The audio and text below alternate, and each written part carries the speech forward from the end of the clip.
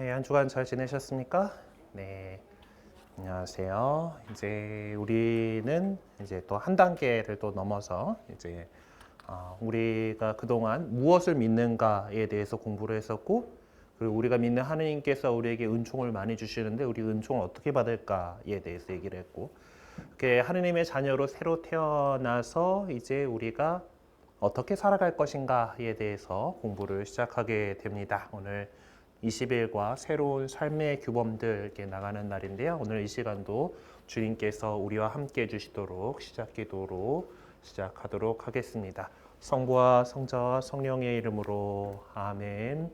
오소서 성령님, 저희 마음을 성령으로 가득 채우시어 저희 안에 사랑의 불이 타오르게 하소서.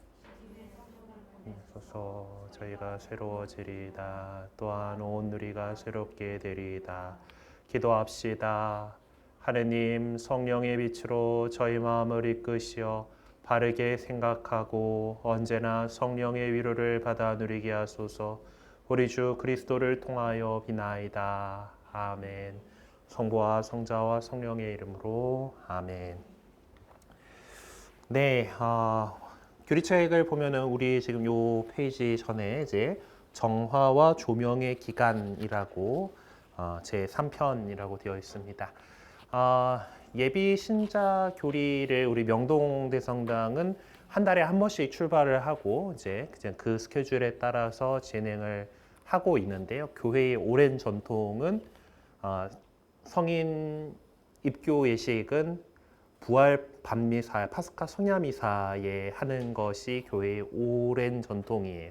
그러니까 그럴 때는 이제 예비자 교리 기간이 3년 가까이 됐었는데 이제 그렇게 해가지고 준비를 막 다 해가지고 이제 우리 지난번에 전례력 얘기했었죠.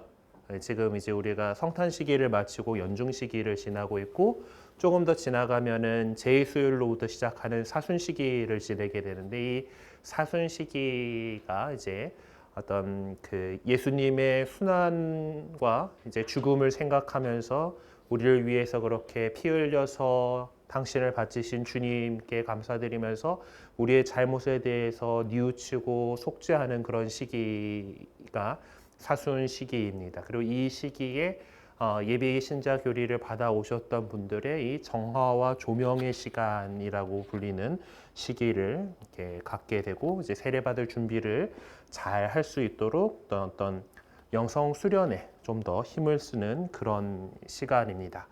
그리고 또한 이제 우리 교리서의 구성에 있어서도 이제 우리가 그러면 이제 하느님의 자녀로 새로 태어나게 될 건데 뭐 어떻게 살아가야 할 것인가, 어떤 우리가 그리스도인으로서 살아가는 것에 대해서 이제 이야기를 하게 됩니다. 그래서 어떤 새로운 삶의 기준, 그리고 하느님 사랑, 그리고 이웃 사랑, 이웃 사랑은 또 구체적으로 내 가족을 사랑하는 것, 또 생명을 사랑하는 것, 그리고 이 세상의 다른 사람들과 어떤 관계를 맺어 나갈 것인가. 결국 우리 인간은 사회적 동물이기 때문에, 그리고 사회를 이루어서 살도록 하느님께서 창조하신 존재이기 때문에 이 사회에 우리 교회가 가르치는 사회교리에 대해서 공부를 하게 됩니다. 그래서 이제 이 시기를 우리가 잘 해서 우리 얼마 남지 않은 세례 성사를 잘 준비해 가 보도록 합시다. 그래서 오늘은 이 시기를 시작하면서 특히 이제 우리가 어떻게 하느님의 자녀로서 새로운 삶의 규범을 가지고 살아갈 것인가를 얘기하는 시간입니다. 사실 인간이 혼자 살면은 법이 필요하지 않죠. 혼자 살면은 뭐 자기가 뭘 하든 아무에게도 피해를 줄 수 있는 게 없기 때문에, 그래서 뭐 무인도에 홀로 덜렁 떨어진 뭐 책에는 로빈슨 크루소 얘기가 나왔고 이제 이걸 모티브로 해가지고 최근 영화들이 뭐 캐스터웨이라던가 마션이라던가 하는 그런 생존 영화들이 있어요. 인간이 같이 사는 거는 혼자서 모든 거를 다 할 수가 없기 때문에, 특히나 이 문명 사회를 누리기 위해서는 그게 불가능하기 때문에 같이 살아갑니다. 그러니까 혼자 살아간다면은 뭐 법이 필요 없지만 인간은 공동체를 이루면서 살아가는 존재고 사회를 이루면서 여러 사람이 부대끼면서 살아가는 그런 존재입니다. 그곳에서 우리는 법이 필요해요. 그러니까 서로가 지켜야 될 선이 필요한 거고, 그것이 제대로 돼야지 이 사회가 잘 굴러가게 되어 있는 겁니다. 교통법규가 제대로 지켜지지 않는다. 내가 좀 더 빨리 가고 싶어서 교차로에서 꼬리 물기를 하면은 막히죠. 네, 그런 것처럼 이제 어떤 이 규칙들을 잘 지키지 않게 되면은 네, 전체적으로 우리 공동체가 힘들어지기 때문에 그 질서를 이루기 위한 것으로 법이 존재합니다. 그리고 질서가 없는 인간 사회는 우리가 상상하기 싫죠. 네. 그런 무법지대가 돼서 각자가 각자를 지켜야 되고 하는 그런 상황이 된다라면은 그런 것들이 어떤 왜 뭐 영화 같은 데서 다루는 포스트 어포칼립스라고 하는 그런 상황들로 이렇게 되게 비관적인 그런 상황으로 이렇게 묘사가 됩니다. 예, 그래서 우리는 어떤 이 법 질서 속에서 살아가야 되는 거가 또 분명히 있음에도 불구하고 또 이 법이라고 하는 것이 갖고 있는 이미지, 특히 우리나라가 과거 독재 정권에서의 그런 이미지들이 있기 때문에 또 인간을 억압하는 수단으로 법이 사용되기도 한 역사가 있고 아직도 좀 그렇게 느껴지는 부분들도 있습니다. 하지만 공정한 법은 우리 공동체 생활에 꼭 필요한 것이죠. 그래서 우리가 이 실정법도 잘 지켜야 되지만 그리고 무엇보다도 중요한 것은 인간이 만든 법 이전에 있는 하느님의 법을 우리가 어떻게 잘 지켜나갈 것인가에 대한 그런 문제일 겁니다. 자, 그래서 이 시간을 시작하면서 마테오복음 19장 16절에서 21절의 말씀을 잘 들어보도록 합시다. 어떤 사람이 예수님께 다가와 스님, 제가 영원한 생명을 얻으려면 무슨 선한 일을 해야 합니까? 하고 물었다. 그러자 예수님께서 말씀하셨다. 어찌하여 나에게 선한 일을 묻느냐? 선하신 분은 한 분뿐이시다. 내가 생명에 들어가려면 계명들을 지켜라. 그가 어떤 것들입니까? 하고 또 묻자 예수님께서 이르셨다. 살인해서는 안 된다. 간음해서는 안 된다. 도둑질해서는 안 된다. 거짓 증언을 해서는 안 된다. 아버지와 어머니를 공경하여라. 그리고 내 이웃을 너 자신처럼 사랑해야 한다는 것이다. 그 젊은이가 그런 것들은 제가 다 지켜왔습니다. 아직도 무엇이 부족합니까? 하고 다시 묻자 예수님께서 그에게 이르셨다. 내가 완전한 사람이 되려거든 가서 너희 재산을 팔아 가난한 이들에게 주어라. 그러면 내가 하늘에서 보물을 차지하게 될 것이다. 그리고 와서 나를 따라라. 예수님께서 이제 한 그 바리사이파로 보이는 젊은일 거예요. 바리사이라고 하는 말이 율법 이런 거 계명 잘 안 지키는 너희들하고는 달라라고 하는 그런 이름을 갖고 직역하면 그런 뜻이기도 해서 율법을 되게 철저하게 지키는 그런 젊은이였을 겁니다. 그러니까 어려서부터 이 계명들 다 잘 지켰다라고 얘기를 하고 있죠. 자, 그래서 이제 예수님께서 계명들로서 얘기하신 것들, 살인해서 안 된다, 간음해서 안 된다, 도둑질해서 안 된다, 거짓증언 해서 안 된다 이런 것들은 사실 우리 사회 어느 사회나 인간 사회라면은 보통적으로 갖고 있는 그런 법에 해당하는 그런 계명들입니다. 자, 그리고 근데 거기서 이 청년도 아니 뭔가 부족한 것 같아라는 것을 느꼈던 것 같고 예수님께서도 그 얘기를 하시죠. 그 다음에 더 이상을 그러니까 하려고 한다라면은 어떤 그 재산을 팔아서 가난한 이들에게 주어라라고 하는 그런 것까지. 그러니까 더 어려운 이웃들을 돌볼 줄 알라라고 하는 거. 그거는 법에서 뭔가 결정하는 거는 아니잖아요. 뭐 물론 지금 현대 사회에는 그 법으로 결정된 세금을 걷는 걸 통해서 세수를 통해서 이런 일들을 국가가 하고는 있습니다만은 이제 그 법으로 뭐 직접적으로 내가 막 선행을 베풀고 하는 거를 하라고 강제하진 않잖아요. 이제 그런 것처럼 이제 더 이상의 것들 우리가 보면은 이 도덕이라고 하는 것이 아마 도덕 시간에 배우셨겠지만은 도덕이 있고 그 중에서 정말 필수적인 것을 법이라고 이야기를 하죠. 그러니까 인간 최소한의 도덕이다라고 얘기를 하는데 그런 그 어떤 개념들이 좀 층위가 있다라고 이렇게 볼 수가 있을 것 같습니다.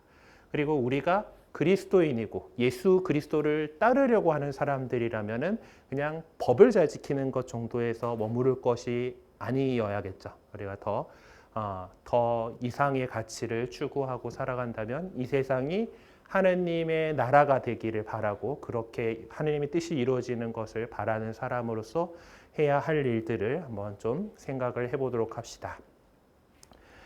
네, 이제 우리는 세례성사로 하느님의 자녀가 될 거예요. 세례를 받음으로 해서 하느님의 자녀로 새롭게 태어나는데 그럼 거기에 따라서 이제 여러분들이 세례성사 예절 중에 보면 흰 옷을 입히는 예식이라는 게 있어요.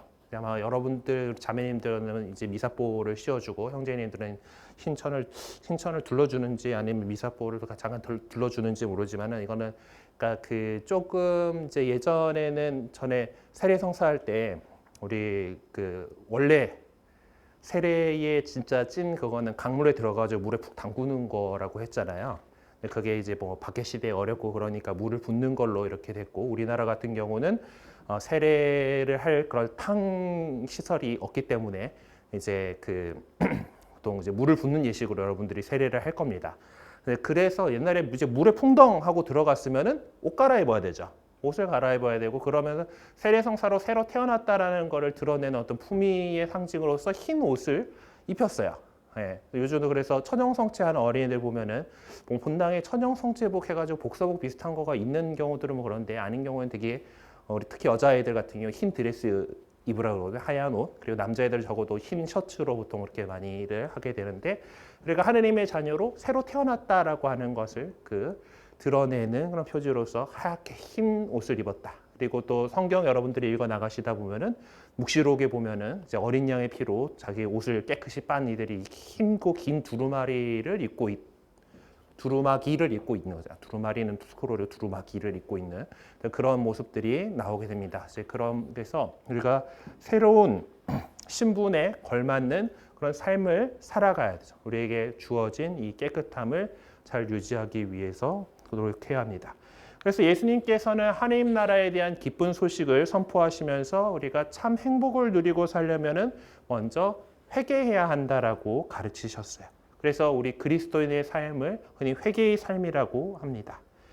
어떤 회개의 삶이라고 하는 건 헛된 이 세상에서 어떤 우상들이 주는 일시적인 위안과 즐거움을 추구하는 그런 지난날의 삶을 떠나서 하느님만을 믿고 또 모든 것을 그분께 내맡기면서 그분의 가르침대로 살아가는 삶을 바로 회개의 삶이라고 해요. 그리고 이 회개의 삶은 그냥 우리의 힘만 갖고 되는 것이 아니라 하느님께서 우리가 세례받을 때에 주시는 은총으로 가능한 것입니다. 우리는 이 은총을 받음으로써 하느님과 친밀한 관계를 맺고 살아가려는 그런 마음을 갖게 되는데 이를 가리켜서 주님을 향한 덕 이래가지고 향주덕이라고 얘기합니다. 이 향주덕은 세 가지가 있기 때문에 향주 삼덕이라고 표현을 해요. 여러분들이 열심히 기도문 외우고 있는 것 중에 있는 삼덕송이라고 하는 게 이 향주 삼덕에 대한 어떤 찬미를 담은 칭송을 담은 그런 기도문입니다. 그러니까 그럼 이 삼덕송에 나오는 것이 뭐 있죠? 신덕송, 애덕송, 망덕송, 이제 신망애. 그러니까 이 세 가지 덕이라고 하는 건 신덕, 망덕, 애덕이다라고 이렇게 얘기를 합니다. 자, 그러니까 믿음과 희망과 사랑. 자, 그래서 믿을 신자 써가지고 신덕, 그러니까 믿음에 대한 덕. 그래서 뭐 영어로는 faith라고 하고 이것은 하느님 그리고 하느님께서 우리에게 말씀하시고 계시하신 것 그리고 거룩한 교회가 우리에게 믿도록 제시하는 그 모든 것을 믿는 것입니다. 우리가 하느님을 믿고 하느님께서 말씀하신 것을 믿고 하느님께서 세우신 교회가 가르치는 것을 믿는 것. 그것이 신덕이라고 하는 주님을 향한 덕 가운데 가장 첫 번째 자리를 차지하는 것이죠. 그리고 그 다음은 망덕이 있는데 희망입니다. 희망. 우리가 이제 예수님께서 우리를 구원해 주신다라고 하는 거. 구세주로 우리에게 오셨고 우리를 속량하셨고 그래서 우리가 하나님 나라를 차지하게 될 것이고 거기서 참된 행복을 누리게 될 것이다라고 하는 그 약속을 믿고 거기에 대해서 우리가 그 참 행복을 그러니까 우리의 행복인 하나님 나라, 하늘나라와 영원한 생명을 갈망하는 것, 희망하는 것을 망덕이라고 얘기를 합니다. 그리고 이제 그렇게 믿고 희망하는 사람은 사랑하게 되는 거죠. 그래서 하느님을 그 어떤 대상보다도 더 사랑하고 우리의 가장 마음의 중심 자리를 하느님께 내어드리고 그리고 하느님께 대한 그 사랑 때문에 우리가 하느님을 사랑한다라고 한다면 하느님께서 우리와 같이 살도록 마련해 주신 이웃을 또 더 그 무엇보다도 사랑하는 것을 이야기합니다. 그래서 우리 그리스도의 삶은 이제 믿음으로 뿌리를 하고 희망을 줄기로 해서 사랑의 열매를 맺어가는 그런 삶이어야 되겠습니다. 자, 그렇다면은 우리가 이제 이렇게 그 하느님께 대한 덕, 이 세 가지 덕을 이제 가지고 살아가는데, 우리 인간의 어떤 생활 활동 이런 것들을 이제 우리가 지켜나가야 될 것들이 있죠. 이제 그런 것들 가운데에서 이제 인간이라면 누구나 이렇게 이제 알게 되고 갖게 되는 그 양심을 통해서 생겨난 법들을 갖다가 자연법이라고 이야기를 할 수가 있습니다. 그리고 그것은 양심에 기반하는 거, 양심은 우리가 하느님께서 우리 마음에 우리를 창조하실 때 넣어주신 것이다라고 이야기를 하죠. 예전에 계시에 대해서 공부를 할 때 하느님이 계시다라는 것을 우리가 어떻게 알 수 있을까? 그러니까 계시는 하느님께서 당신 자신을 드러내 보이시는 것이다라고 말씀을 드렸고, 우리 그리스도교 계시의 중요한 두 원천은 성경과 성전이다라고 말씀을 드렸을 거예요. 성경과 성전을 이야기하기 전에 우리가 하느님께서 자신을 보여주는 것을 인지할 수 있는, 받아들일 수 있는 어떤 것들이 더 있다라면 그것은 아름다운 자연과 우리 마음에 주신 양심이다 라고 말씀을 드렸던 것을 기억하실 것 같습니다. 그래서 우리가 이제 살아가기 위해서 하느님께서 자연적으로 마련해 주신, 그러니까 이 세상에 마련해 주신 자연법과 양심을 잘 지키려고 해야 되겠죠. 예수님께서도 이제 그냥 주님 믿습니다. 예수 나보고 주님 한다고 모두 하늘나라에 들어가는 것이 아니다. 하늘에 계신 내 아버지의 뜻을 실행하는 이라야 들어간다라고 말씀을 하셨습니다. 그러니까 사실 믿음으로 우리가 구원돼요. 예, 예수 그리스도를 믿음으로써 우리가 구원되지만은 그냥 믿는다라고 한다라면은 당연히 우리 믿음과 희망과 사랑이 이렇게 이어지는 것처럼 사랑에서 나오는 행동으로 하나님께서 원하시는 것, 하느님의 뜻을 이 세상에서 실행하게 되는 거죠. 그것도 실행 안 하면서 그냥 믿는다라고 하면은 그거는 과연 제대로 된 믿음이다라고 얘기할 수 있을지 의심스럽습니다. 그래서 인간은 하느님의 법을 하느님께서 만들어주신 하느님의 법을 지켜야 하죠. 그러니까 하느님의 법을 자신의 이성으로 자연스럽게 알아낼 수 있습니다. 인간에게는 이제 선과 악이 무엇이며 진리와 거짓인지를 무엇인지 식별할 수 있는 타고난 양심이 있기 때문입니다. 무엇이 맞는지를 식별할 수 있고 그것이 하느님께서 우리에게 주신 것이죠. 네, 사람을 죽이면 안 된다라는 이 하느님의 법은 이성이 있는 사람이다라고 하면 누구나 알 수 있는 것입니다. 그래서 이것을 갖다가 자연법이라고 이야기를 하는 거예요. 그러니까 양심이 있고 이성이 있다라면은 당연히 한 것들을 자연적으로 생기는 법이다 해서 자연법이라고 합니다. 그리고 이러한 자연법을 지켜야 한다는 것은 우리는 하느님께서 인간을 창조하시면서부터 그 마음에 새겨주신 양심을 통해서 우리가 알 수 있는 것이죠. 그래서 우리는 양심의 소리에 귀 기울이면서 선을 행하고 악을 피하면서 살아가야 합니다. 자, 그러면 하느님께서는 이제 우리가 배웠던 것처럼 구약에서 이스라엘 백성들을 선택하셔서 그들을 당신 백성으로 삼으시고 그리고 그들과 계약을 맺으셨습니다. 그러면서 이제 그 계약을 계명을 지키라는 것이 조건이었죠. 그러면서 계명을 주셨어요. 그 하느님의 법은 이제 이렇게 우리 인간의 이성과 양심을 통해서 주어진 이 자연법들 외에도 성경 말씀을 통해서 우리에게 전달됩니다. 그리고 성경에 나오는 우리 삶의 규범들과 직접적인 윤리 가르침들이 이렇게 나와 있어요. 그러니까 특히 맨 앞에 있는 5권인 모세 오경이라고 하는 것을 이제 히브리어로 이스라엘 사람들이 옛날에 사용하던 말인 히브리어로 토라라고 하는데 이 토라는 법이라는 뜻입니다. 율법이라고 보통 표현을 하죠. 네. 이 구약 시대에는 율법들이 하느님 백성의 삶을 인도하는 규범 역할을 했습니다. 그리고 그 가운데에서 가장 직접적이고 대표적인 삶의 규범은 바로 십계명이었습니다. 이게 탈출기에 십계명을 주신다라고 하는 부분 보면은 하느님께서 하나, 둘, 셋, 넷 하면서 주시지 않았어요. 그냥 이렇게 어떻게 해 하지 마 이렇게 쭉 이렇게 읊어 주시는데 그것들을 후대의 사람들이 우리가 손가락 10개다 보니까 이제 10개로 분류를 합니다. 그래서 이제 그런 것들이 좀 있는데 어쨌든 십계명이라고 흔히 불러요. 이제 이 십계명은 이스라엘 백성이 하느님 백성으로서 지켜야 했던 그런 규범이었습니다. 십계명은 이집트 종살이에서 해방된 이스라엘이 계속해서 하느님의 보살핌과 사랑을 받을 수 있게 해주는 삶의 지표가 되었습니다. 그래서 십계명은 이제 우리 가톨릭 교회는 십계명을 이렇게 분류를 하는데 여기서 앞에 세 계명은 하느님께 대한 사랑과 도리를 나타내고 나머지 7개 계명은 인간에 대한 사랑과 도리를 이렇게 제시를 합니다. 그래서 이 계명들을 지키는 일이야말로 인간을 죄의 종살이에서 해방될 수 있게 하는 그런 삶의 조건이다라고 할 수가 있습니다.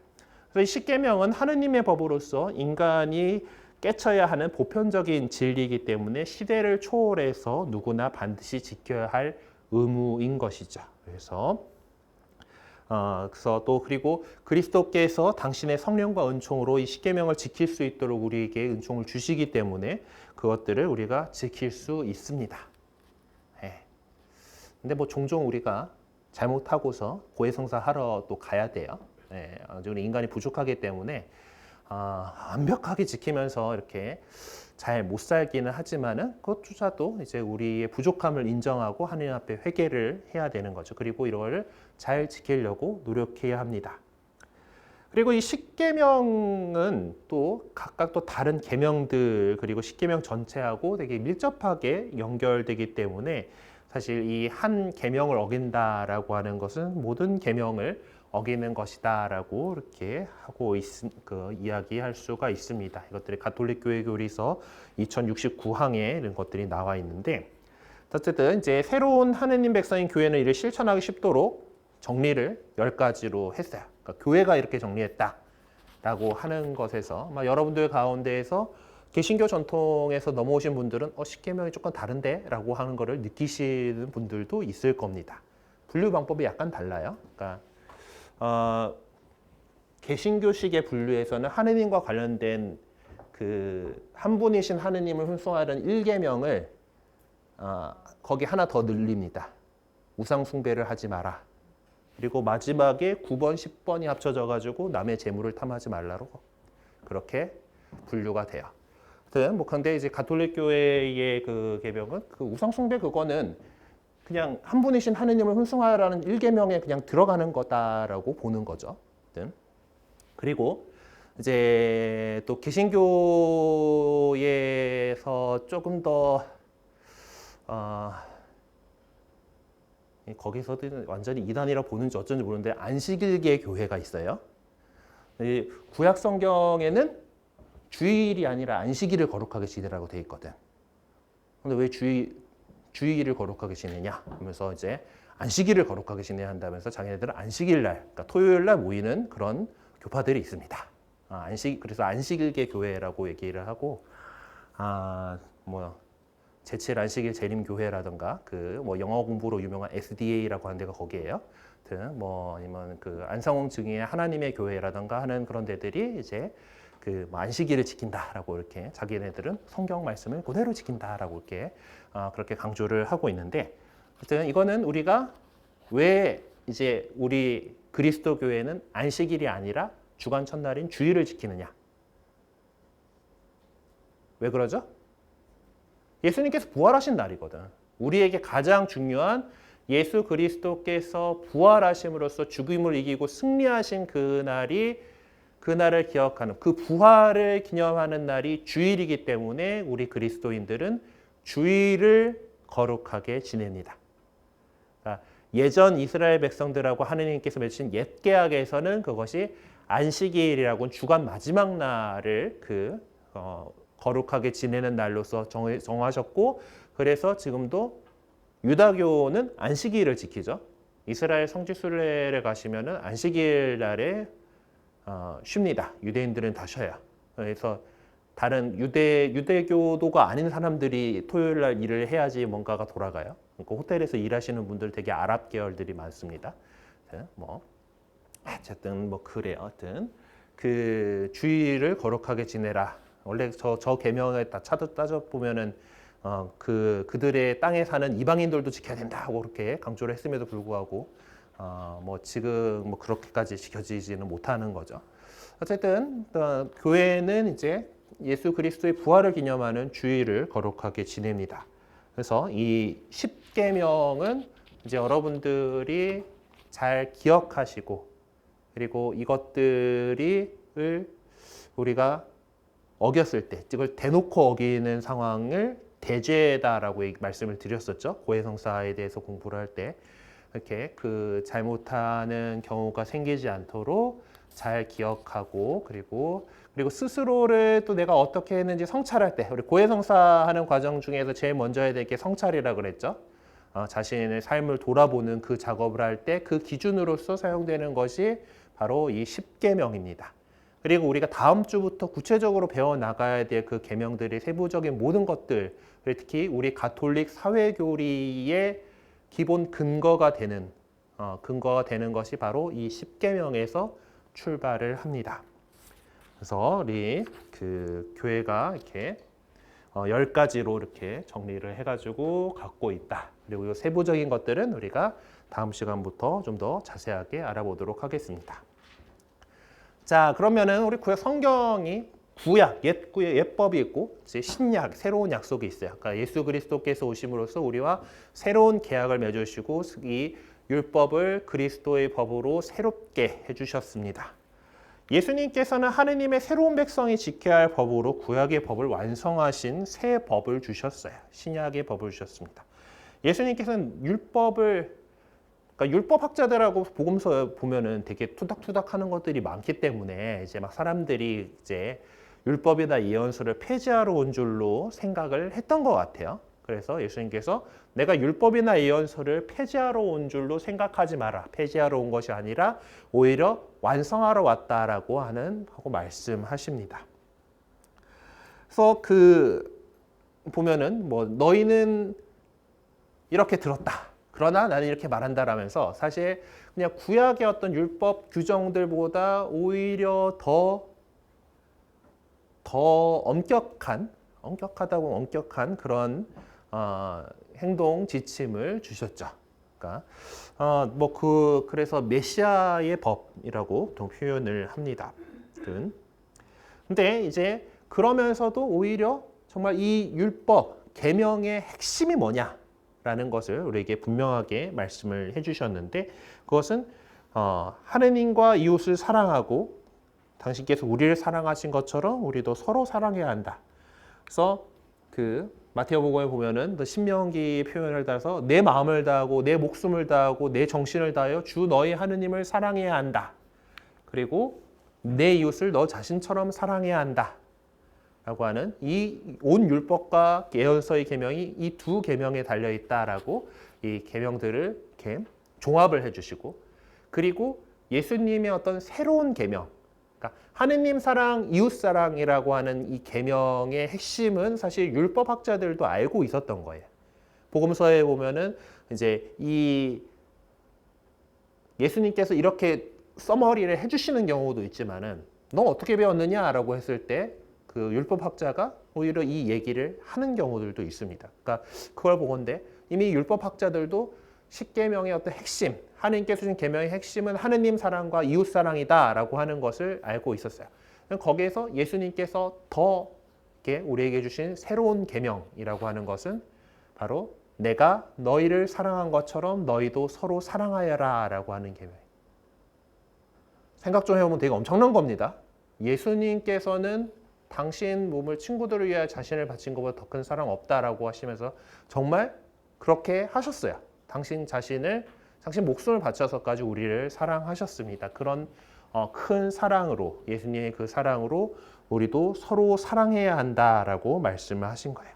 그러니까 이것처럼 우리에게 주어지는 새 계명의 기준은 바로 예수님의 사랑입니다.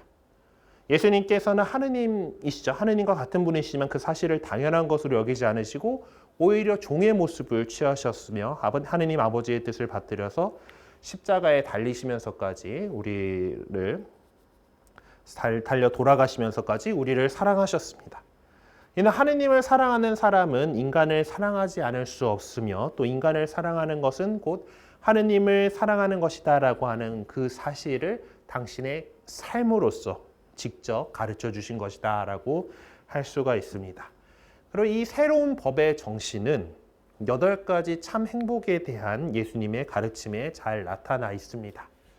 마테오복음이 전하는 산상수훈의 산상설교의 그 시작 부분인 행복하여라 선언에 나오는 8가지 참 행복에 대한 것들. 그래서 진복 8단이라고 얘기를 하는 이 가르침에 잘 나타나고 있죠.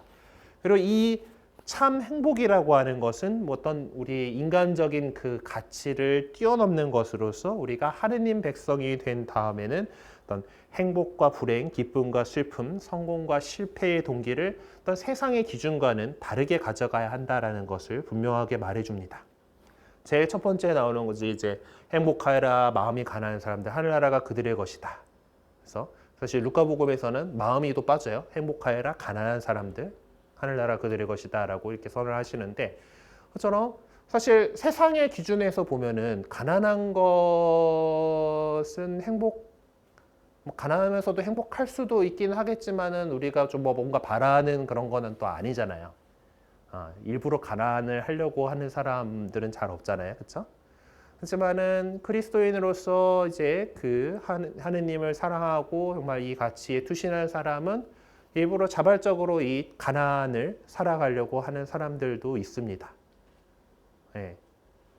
저희 신부들은 교구 신부들은 청빈성까지는 안 하니까. 그런데 정말 하느님 나라를 이 세상에 살아가겠다고 하는 사람들이 있다고 그랬죠. 수도자들은 이제 자신의 개인 재산을 포기하고 이제 공동 소유, 공동 생활을 하는 것으로서 이제 이런 그 가난함을 직접적으로 실천하려고 하는 사람들도 있어요.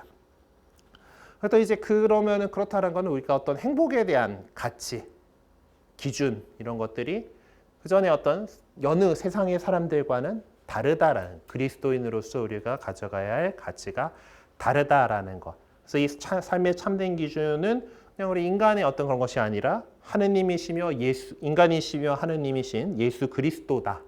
그리스도의 그 가치다라는 것을 기억을 하는 거죠. 그래서 그리스도의 법, 곧 새 법이라고 하는 것은 예수 그리스도 자신을 두고 하는 말입니다. 그래서 예수님께서는 나는 길이요, 진리요, 생명이다 라고 분명하게 말씀하셨어요.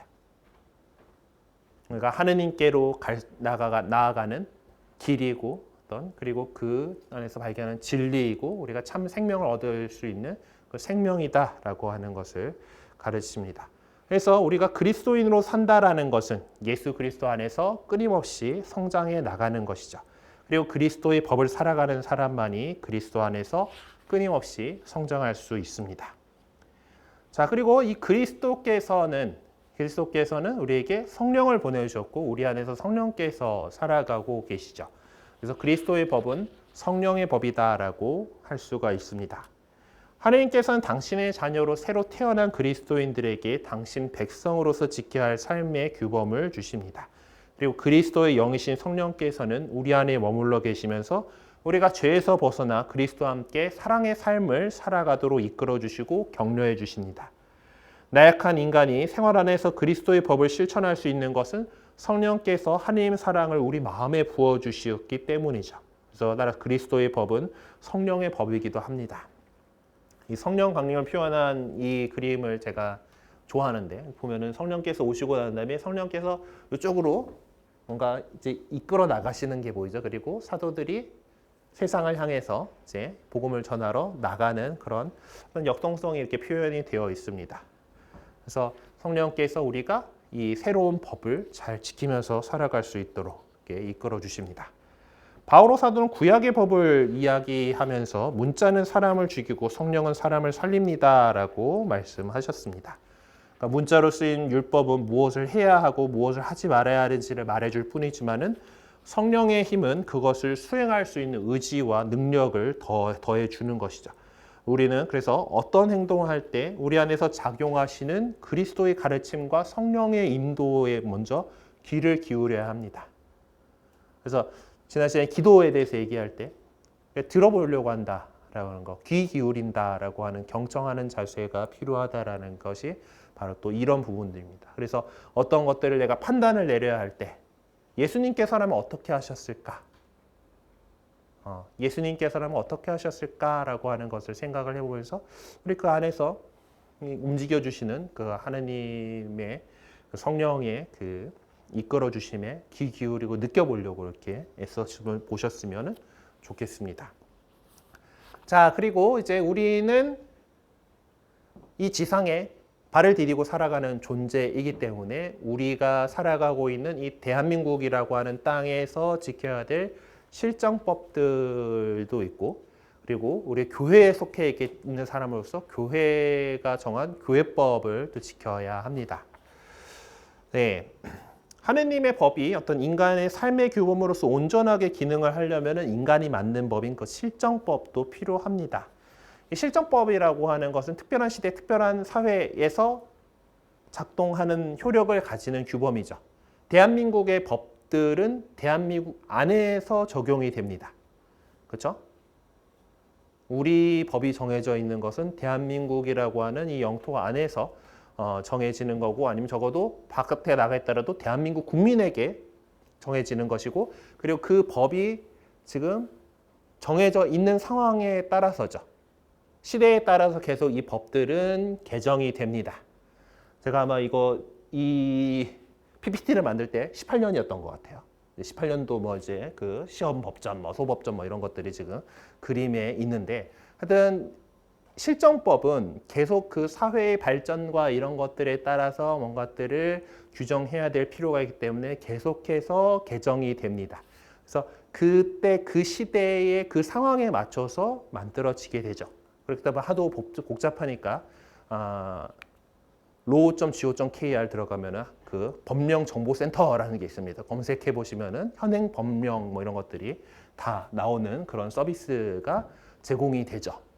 저거 뭐 우리가 뭐 들어가 볼 일은 잘 없긴 하죠. 그냥 뭐 그런 골치 아픈 일들은 변호사한테 맡겨야 되는 거긴 하지만은 하여튼 그래서 그런 특정 시대, 특정한 사회에 적용되는 효력을 갖는 것인데, 이 실정법이 정말 올바른 법이 되기 위해서 우리 교회가 가르치는 바는 다음 세 가지 조건이 이루어져야지 그게 필요하다라고 하고 우리는 이야기를 합니다. 실정법이 하느님의 법에 위배되지 않으며 윤리적으로 정당해야 한다라고 우리 교회는 가르칩니다. 그리고 이 실정법, 그러니까 국가가 갖고 있는 법은 공동선에 이바지해야 합니다. 그리고 이 법은 보통 사람이, 일반적인 사람들이 지킬 수 있는 그런 범위와 수준이어야 한다라고 우리 교회는 이 법에 대해서 가르치고 있어요. 그러니까 우리 교회의 가르침이 이제 많이들 뭐 이제 얘기하는 사람들은 정교 분리 이것들에 대해 정교 분리에 대해서 뭐 얘기를 많이 하는데, 그 말이 정교 분리라고 하는 말이 정치하고 교회가 분리되어야 된다라고 하는 거잖아요, 그렇죠? 그리고 그런 사회를 우리는 살고 있어요. 근데 이게 그러니까 사람들이 살아가는 것에 대한 여러 가지 조정들하고 이제 이런 그 조율하는 것을 정치라고 하는데, 사람 삶에 관한 거잖아요. 사람 삶에 관한 것은 당연히 교회가 신경 쓰고 가르쳐야 될 그런 내용입니다. 그러니까 이 정교 분리에 대한 주장이 나오게 된 이유는 옛날 유럽 사회를 생각하면 정치와 교회가 거의 혼연일치가 되어 있었기 때문에 그래요. 뭐 지금도 저기 이란 같은 나라들 보면은 그 교회라고 할 수 있는 그 이슬람 이 갖고 있는 그 힘이 이제 그냥 거의 국가 권력이잖아요. 그 안에 들어가 있잖아요.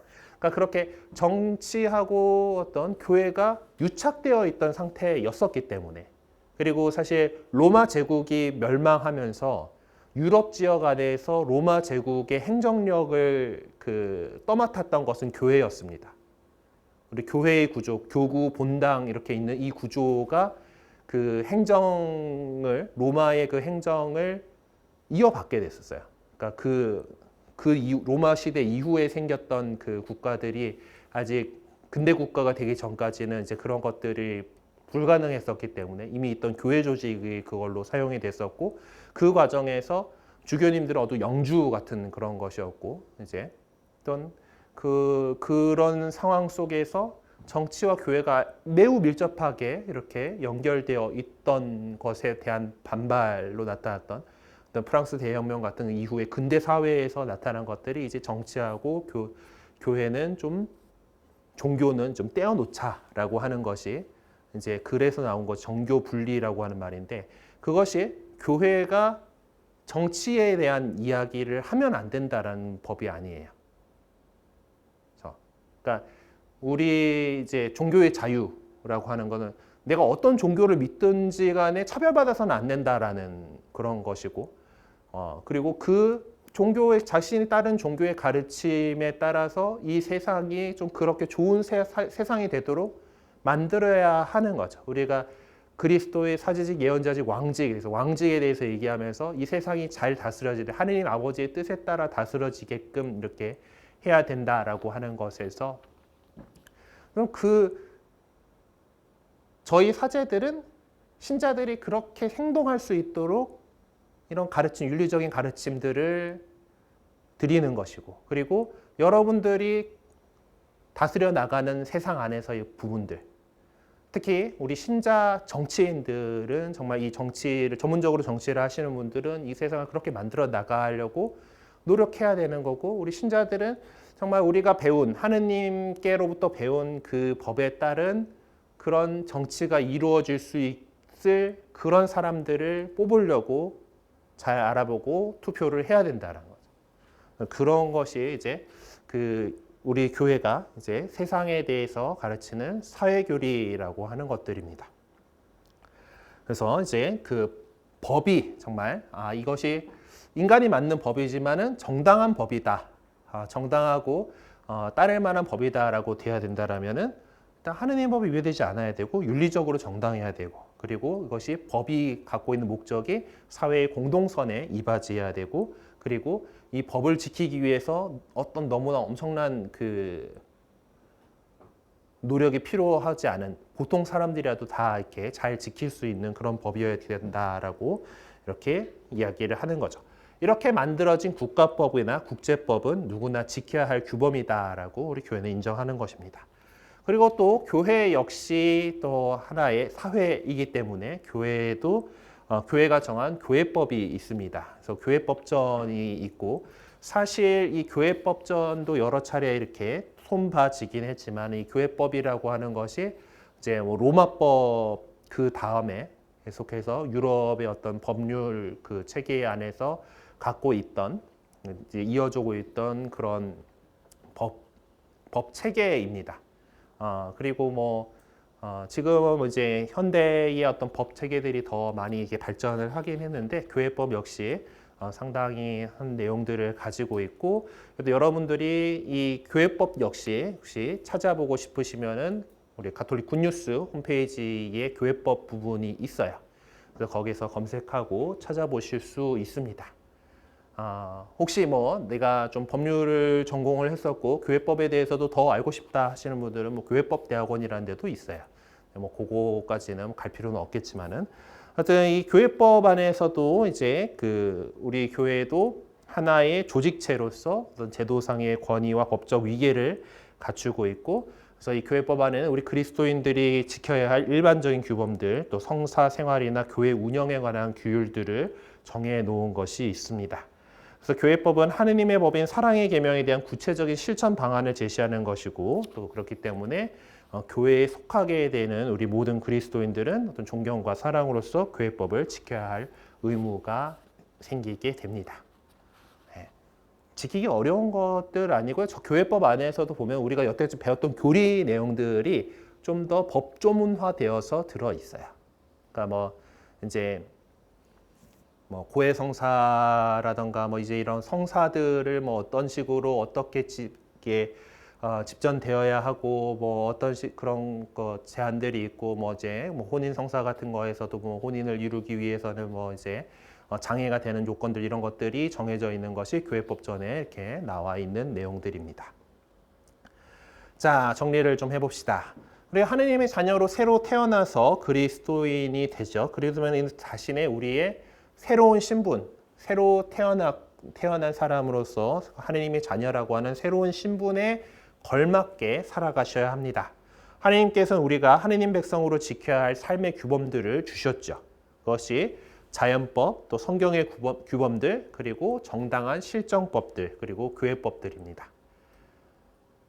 왜 이제 우리 그리스도인들은 우리가 살아가고 있는 세상의 법에도 그것이 하느님의 법을 대놓고 거스르는 것가 아니다라면 이 사회에서 착한 시민으로 살아가려고 노력해요. 이제 여호와의 증인들이 좀 문제가 되는 부분들이 있잖아요. 거기에서는 이제 이 국가라는 조직을 사탄의 것으로 생각을 하는 교리가 있어요. 그래가지고 이제 특히 뭐 국기에 대한 경례, 이거 명백한 우상 숭배고 뭐 이제 이런 식으로 이렇게 얘기를 하다 보니까 이제 그냥 그 사람들 자체는 되게 착한 사람들이에요. 되게 열심히 살고 착한 사람들이긴 한데 이제 또 이제 이런 부분들이 있다 보니까 뭐 이제 철저하게 뭐 피는 생명이다 하셨기 때문에 뭐 피를 흘리는 거나 받아들이는 거 안 됨. 수혈 거부하고 그리고 뭐 이제 병역 안 하려고 하죠. 군이라고 하는 것은 이제 뭐 국가에 의한 그 폭력 행위인 거고 이제 사람을 죽이는 훈련을 받는 거기 때문에 안 한다라고 하는 뭐 이제 이런 것들 그리고 특히 군에 가게 되면 당연히 국기에 대한 경례해야 되고 이제 그건 우상숭배다 뭐 이런 것들이 있어요. 막 그런 식으로 하는 조금 엇나간 데들도 뭐 있기는 하지만은 우리 그리스도교의 정통인 우리 가톨릭 교회는 이제 이 국가라고 하는 권위에 대해서도 우리가 인정을 하고 이제 그것이 하느님의 법을 그냥 아주 무시하고 있는 상황이 아니다라고 한다면 가능한 그 실정법을 잘 지키면서 살아가는 착한 시민으로서 살아가려고 합니다. 그래서 우리가 지켜야 될 규범들로 자연법, 성경의 규범들, 정당한 실정법, 교회법 있다라고 이렇게 얘기를 하는 거죠. 그리고 가장 중요한 거, 그리스도인의 삶을 이끄는 법은 결국 그리스도의 법, 그러니까 예수 그리스도 그분 자체시다라는 것입니다. 그리고 우리 안에 계시는 성령께서 우리가 예수 그리스도를 삶의 기준으로 삼아서 하느님의 자녀로 또 그리스도의 형제로 살아가도록 인도해 주실 거다라는 거 믿고서 살아가 보도록 합시다. 그래서 우리 안에 계시는 성령의 인도에 따라서 우리 교회 십계명과 교회법을 잘 지키면서 따르면서 살아가도록 노력해 보도록 해요.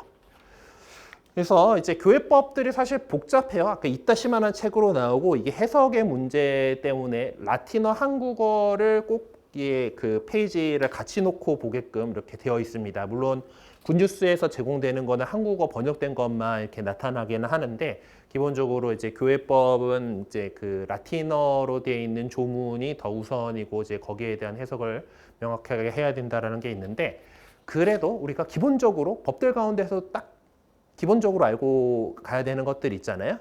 그래서 우리 교회법들 가운데에서 우리 신자들이 지켜야 될 제일 중요한 가장 좀 직접적으로 와닿는 신자의 기본 의무로 하는 것들 6가지를 이야기를 합니다.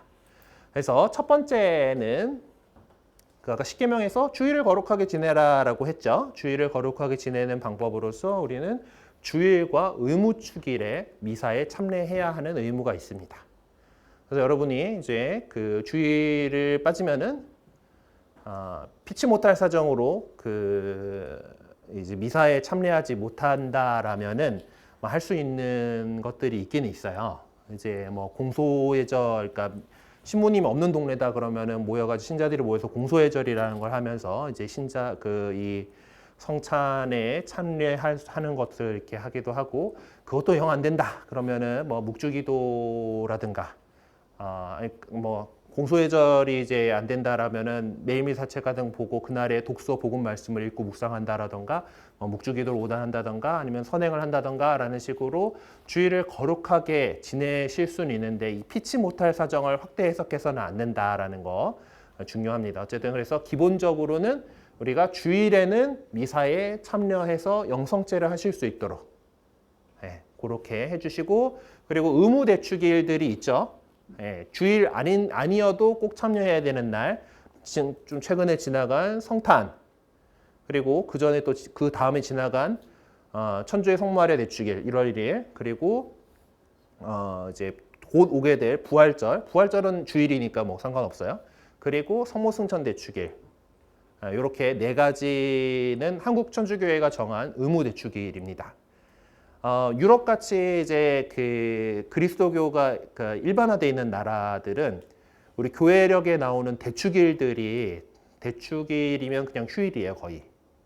그래서 대축일은 다 이제 그 미사 참례하는 거가 이제 의무이긴 한데, 우리나라는 그렇게까지 우리 그 대축일을 뭐 국가적인 공휴일로 지내지 않기 때문에, 그래서 국가 공휴일하고 겹치면서 되게 의미 있는 날들을 갖다가 이렇게 그 의무 대축일로 정해놨습니다. 그래서 이 날들은 주일과 같이 미사 참례의 의무가 발생하는 날입니다.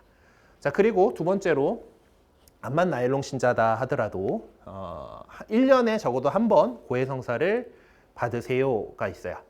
그리고 한국 천주교회는 어떤 박해 시대 때 공소에 신부님 별로 없고, 이제 공소마다 이제 신부님들이 되게 막 돌아다니면서 이렇게 미사 겨우 지내고 할 때, 그럼 미사 전에 고해성사를 하겠죠. 다른 신자들이 그동안 영성체를 못했잖아요. 미사 참례를 뭐 본인의 의지는 아니지만 못했었기 때문에, 그동안 잘못한 것들이 있기 때문에 고해성사를 하는데, 그 고해성사를 하기 전에 그래도 교리 공부 제대로 하고 있는지 이런 것들을 시험을 봤어요. 신부님한테 이제 해가지고 그거 갖다가 이제 판공이라고 했어요. 그래서 교리 공부 잘했는지 판단을 받는다. 뭐 공로 열심히 공부한 것, 공로를 쌓은 것에 대해서 판단을 받는다라는 그런 의미인데, 그래가지고 이제 그 교리 시험을 보고 합격해야지 고해성사를 할 수가 있는 거고, 그래야지 그 고해성사를 해야지 미사 때 영성체를 할 수 있었던 그런 전통이 있었거든요. 그래서 이것이 지금 오늘날까지 좀 와가지고 이제 그 판공성사라고 하는 걸로 이렇게 지금 하고 있습니다. 여러분들이 이제 그 세례를 받으시면은 이제 우리 이제 주민등록처럼 교적이라는 거 생기고요. 지금 교적 성당에서 여러분들한테 판공성사표라고 하는 표를 줄 거예요. 이제 그러면은 보통 그게 이제 부활을 앞두고서 사순시기하고 성탄을 앞두고서 대림시기 그 전에 전달이 되는데, 그 표를 받아다가 이제 고해성사를 그쯤에는 꼭 고해성사를 하시고, 그 표를 거기에 고해소에 있는 바구니가 뭐 놓여 있을 거예요. 거기다 제출을 해주시면은 이제 이 신자가 지금 적어도 1년에 한 번 고해성사를 하고 있는지를 우리 교회가 파악할 수 있는 그런 용도로 사용을 하고 있습니다. 그래서 판공성사를 해가지고 1년에 사실 2번 이게 그 나오거든요. 그리고 그거긴 한데 이게 의무방어전이에요. 의무. 그러니까 1년에 한 번 이상은 고해성사를 하도록 하시고, 가능하면 고해성사는 자주 하시면 좋습니다. 정기적으로 한 달에 한 번이든 2달에 한 번이든 자주 하시는 게 좋습니다. 자, 그리고 고해성사에 대한 내용, 고해성사를 해가지고 깨끗해졌으면 성체를 모셔야죠. 적어도 1년에 한 번은 성체를 모셔야 한다. 영성체를 하시라라는 건데, 그리고 특별히 정말 1년에 한 번이라도 이 부활 시기에 제일 중요한 시기잖아요. 그렇죠? 예수님 부활 때, 이때는 예수님 좀 모시라. 이게 왜 나왔나 하면은 중세 시대 때까지만 해도 고해성사 하는 것이 쉽지 않았어요. 이 보속을, 그러니까 지금은 좀 이제 하느님의 자비가 더 많이 드러나야 한다 그래가지고 신부님들이 보속을 세게 안 주는 편이에요. 기도 뭐 하세요, 뭐 선행하세요, 뭐 이런 것들로 이제 많이 하는데, 옛날에는 막 이제 그 뭐 성당 한 달간 성당 문 앞에 서서 죄인입니다라 하세요라든가, 뭐 성지 순례를 가세요. 여기서 말하는 성지라고 하는 것은 이스라엘 성지입니다. 무슬림들이 딱 이렇게 차지하고 있는 그 성지에 갔다 오라는 거야. 돼 그게? 그러다 보니까 이제 사람들이 고해성사를 미루다가 병자성사할 때 다 그 전대사하고 싹 해준다 그랬잖아. 이제 그래서 죽기 직전에 이렇게 고해성사를 하려고 하고, 그러고 이제 이 성체에 대해서도 나 같은 죄인이 어찌 예수님을 이 몸에 모시겠냐 해가지고 그저 바라만 볼 뿐이옵니다. 성체 조배만 했던 거예요. 그래갖고 좀 영성체 좀 하시고 예수님하고 일치하시고 이렇게 해가지고 교회가 이제 나온 것이 고해성사 그래도 1년에 한 번 이상 하시고, 영성체 1년에 한 번 하시고 이상은 하시고, 그러니까 제일 좋은 건 맨날 하는 거죠. 매일 미사를 이렇게 하고. 근데 그래가지고 강조를 하다 보니까 성체가 너무 좋아. 많이 모셔야 될 것 같아, 이제. 근데 영성체 했으면 예수님께서 내 안에 계신 거잖아요. 근데 막 하루에도 요 미사, 저 미사, 저문당 미사 이렇게 가면서 자꾸 영성체를 계속 하려고 하는 사람들이 있단 말이야. 그래서 성체는 최대 하루에 두 번까지 모실 수 있는데요. 이게 미사가 달라야 돼요. 미사가 다르다라고 하는 것은 첫 번째 미사는 그날 뭐 평일 미사, 그 전례력에 따른 미사고, 또 하나가 더 뭐 그날 장례 미사가 났어. 그래서 장례 미사로 했어. 이제 그러면 두 번이 되시는 건데, 요번당 가가지고 그날 연중 제1주간 수요일 미사 보고 10시에 또 저번당 가가지고 연중 제1주간 수요일 미사 하시면서는 영성체를 또 하시면 안 됩니다. 네. 그러니까 내가 아침에 새벽 미사를 갔는데, 그러니까 평소대로 새벽 미사를 갔는데, 뭐 저녁 때쯤 뭐 오후에 뭐 누구 혼인 미사에 참여를 해야 돼. 그래가지고 영성제를 해. 그러면은 그거는 다른 미사니까 두 번까지 괜찮은데 이제 그래요. 어쨌든 성체는 자주 모시는 게 좋긴 하지만 그렇다고 자주를 너무 자주로 이렇게 오버해서 생각하시면 안 된다. 그러니까 하루에 한 번씩 이렇게 매일 미사 참여하면서 성체를 제일 모시는 건 좋은데, 아무튼 아니면 적어도 이제 우리가 가능한 대로 주일 미사는 의무가 있으니까 일주일에 한 번은 영성체 하실 수 있도록, 그래서 조금 내가 죄를 저질렀다 그러면은 좀 일찍 나와가지고 고해성사, 보통 미사 전에 고해성사 하니까 고해성사를 이렇게 할 수 있도록 해주시면 좋겠습니다. 자, 그리고 넷째로는 우리가 교회가 정한 날에 단식제와 금육제를 지켜야 합니다. 단식제는 아마 만 65세까지일 텐데, 요거는 이틀 있어요. 이틀.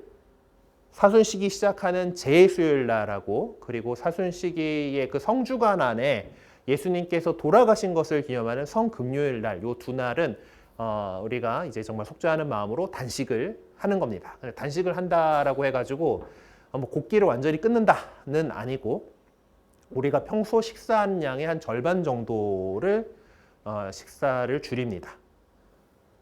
그리고 금육제는 금요일 날에 예수님께서 돌아가셨잖아요. 그래서 매주 금요일 날, 요 날은 고기를 안 먹습니다.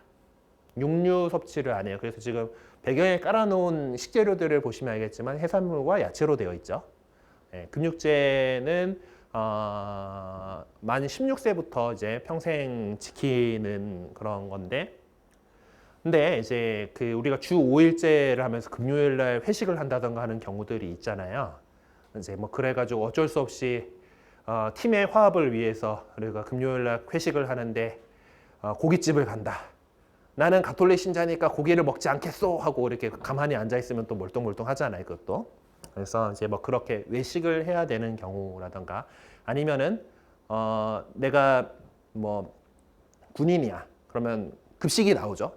늘 그 식사가 이제 내가 식단을 조절할 수가 없잖아요. 그런 상황에 이다라고 한다라면은 뭐 고기 나왔는데 그거 어떻게 안 먹을 거야? 그래서 이제 물론 골라내거나 아니면 그거만 안 덜거나 하실 수도 있긴 하지만은, 그때는 근육을 뭐 지키지 않아도 그게 완전히 뭐 문제가 되지는 않습니다. 그리고 또 이제 금육을 지켜야 돼. 회를 먹자. 그러면 이제 정신과 어긋나는 거죠. 그러니까 금육은 지키는 거긴 한데, 일단 기본적으로 이 단식제와 금육제를 통해서 이제, 그러니까 기본적으로 고기는 뭐 지금은 야채가 더 비싸다라고는 하지만은 고기는 비싼 식재료에 해당하는 거잖아요. 그래서 그거 좀 비싼 것들을 내가 좀 절제한다라는 그런 의미를 갖고 있고, 그래서 이렇게 해서 아낀 금액들은 더 어려운 이웃들을 위한 그런 헌금이나 자선 활동에 사용하시는 것이 좋습니다. 자, 그리고 다섯 번째는 여러분들이 교회 유지비를 부담해 주셔야 한다라는 거예요. 그래서 주일에 헌금 하시는 것들 있고, 그리고 이제 세례를 받으시고 교적이 생기면은 세대별로 부과되는 그 책정하는 교무금이라는 게 있습니다. 정기적으로 이제 내는 건데, 우리가 이제 이 세상에 발을 딛고 살아가는 존재이기 때문에 다 뭐만 해도 돈이 나가죠. 예, 지금 우리가 이 건물에 있으면서 난방이 돌아가면서 전기 쓰고 있고 조명이 들어가면서 전기 쓰고 있고 건물을 만드느라고 돈 들었고 건물 또 유지하고 관리하는 데 돈 들어가고 이제 이런 여러 가지 우리 신자들의 생활을 위해서 여러 가지 시설들이 있고 그리고 또 교회가 어떤 일들을 하기 세상에서 일을 하려면은 자금이 필요합니다. 뭐 어려운 이웃들을 돌보기 위해서 우리 저기 명동밥집 운영하잖아요. 그럼 그것도 역시 뭐 기부금이든 뭐든 이렇게 뭐가 들어와야지 그것들을 식재료를 사고 뭐 이렇게 해가지고 도움을 줄 수가 있는 거예요. 그러니까 인간이 지금 이 세상에 살아갈 때 어쩔 수 없이 돈이 필요하니까 그것을 교회 유지비를 여러분들께서 부담해 주시는 것들이 있습니다. 네, 그래야 저희 같이 전업으로 교회를 위해서 일하는 사람도 먹고 살아요. 네. 그렇죠. 우리 교회 안에 또 저희뿐만 아니라 직원들 있고 그러죠. 그런 사람들 유지비를 부담해 주시고 그리고 이제 그 혼인 성사에서도 말씀드렸지만은 교회가 정한 혼인법을 지켜야 할 의무가 있고 이제 그래서 것들이 우리가 교회법에서 우리 신자 생활에 직접적으로 와닿는 것들을 이렇게 할 수가 있겠습니다. 자, 그러면은 오늘 또 뭔가 더 얘기를 하다가 좀 빨리 끝낼 수 있을 것 같았는데 또 1시간을 채웠는데 혹시 질문 있으신가요? 네. 그냥 한 개만 여쭤볼게요. 네네. 마음이 가난한 자는요. 네. 뭐 돈을 뭐 그거 하는 것도 있지만 음. 필요 이상의 욕심이나 욕망 그리고 필요 이상의 재산이나 자신이 추구하는 가치가 하느님의 뜻과 부합하지 않는 거를 버리는 것도 마음이 가난한 자거죠. 하여튼 그 가난한 거는 뭐가 좀 없는 거죠. 그렇죠? 그러니까 없는 거가 이게 그러니까 물질적으로 가난하다 그냥 가난한이라고 해버리면 그거를 보통 생각을 하기 때문에 아마 마테오 복음에는 마음이 가난한이라고 하는 것으로 조금 더 이제 부연을 했을 거예요. 예. 그러니까 어떤 뭐 실질적으로 나는 재산이 있다 하더라도 그 재산에 대해 그러니까 내 마음의 중심에 어떤 그 돈이 아니라 하나님께 있는 것 그렇게 비워놓은 삶을 이렇게 살아가는 것을 의미하는 것이라고 생각하시면 되겠습니다. 조금 이제 많이 묵상해야 될 거리긴 해요. 그러니까 그 마음이 가난한 사람들이라고 하는 그 표현 자체도. 네. 혹시 또 다른 질문 있어요? 네. 그러면은 오늘 마친 기도 성모님께 우리 보호를 청하면서 마치도록 하겠습니다. 성부와 성자와 성령의 이름으로 아멘. 천주의 성모님, 당신의 보호에 저희를 맡기오니 어려울 때에 저희의 간절한 기도를 외면하지 마시고 항상 모든 위험에서 저희를 구하소서.